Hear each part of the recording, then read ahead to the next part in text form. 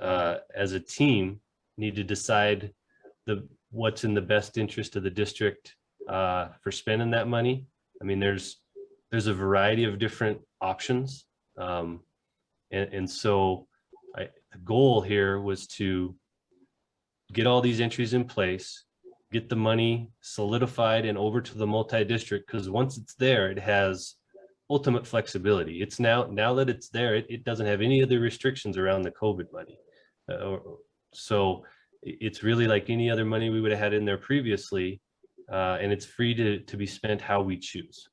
And so that I think is out of this meeting, bringing this to the trustees' attention. Here's the amount we have. Now it becomes a strategic decision on what's the best use of those funds. Okay, and it's been vetted that that's okay to move that to the multi-district fund. Yes. Okay, thank you. Sure. Anybody else for now? Okay. And then just the last tab here. So this is already what we'd seen before, 24.8 in total spent.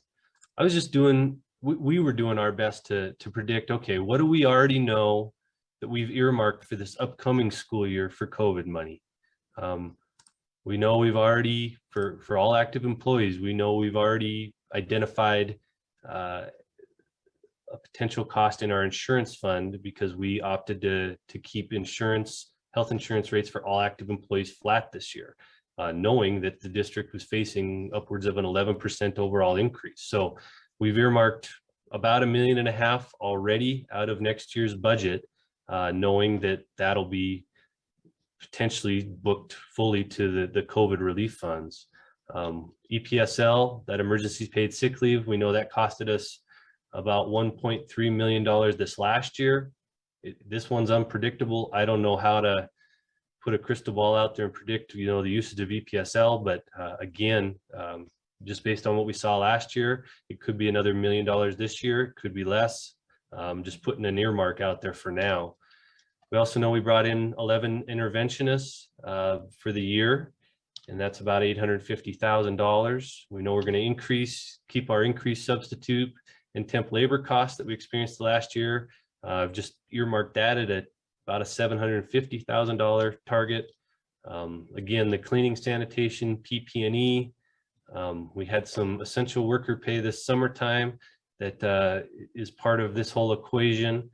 There's been a virtual learning platform that was purchased called Inmentum that we're booking to the CARES funds.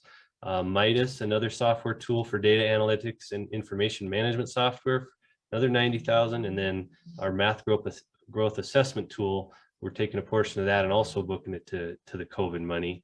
And then to Mike's point, roughly $1.1 million in summer school cost. So what we've done here for next year is we would assume, okay, the second half of the summer school we just finished this year is going to be booked to the current fiscal year.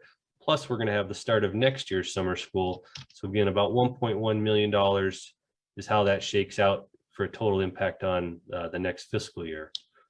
So again, tentatively, some question marks up here on these amounts for sure, but tentatively earmarking about $6.3 million for next year.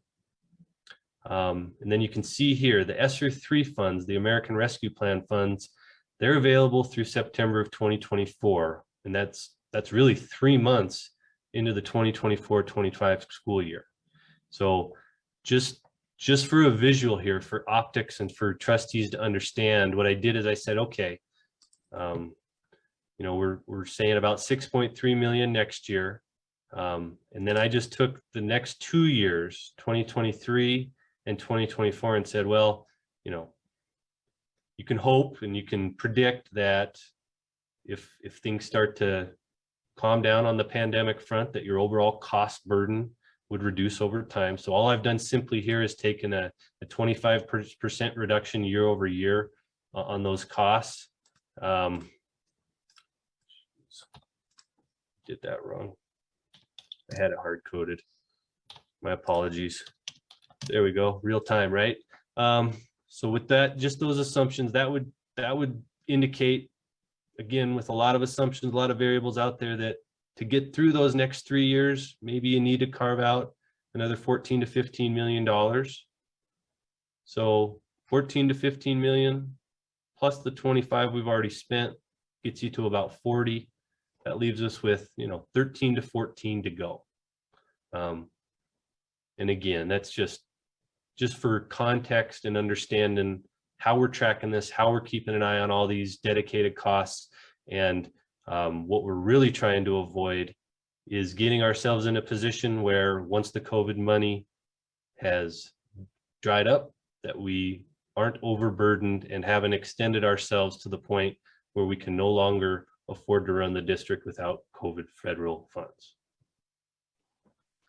Craig, what's the likelihood that as we apply for these funds, they will get accepted? I think it's a very high probability. Again, just in working with our auditors and the level of comfort that I feel they have in our approach, I think that's going to translate to our application when we submit it to OPI. And I don't have concerns that there'll be any denial of those funds once we make those applications. So is it safe to say they've been very conservative in their analysis of what funds can be used to submit to the governing body to reimburse for funds? I wouldn't say that. I would say the opposite of restrictive. I mean, if it's allowable in the guidance, and again, the guidance, as we've talked about, is very broad. I mean, you look at one of those parameters in the ESSER funds, and it's just to maintain the continuity of the operations of the school district. That's about as broad a definition as you can land on. And so therefore, unless it doesn't fit in that broad definition or some of the more specific definitions that they've put out there, it's not going to be denied. And everything we've put on paper so far seems to fit that definition to a T.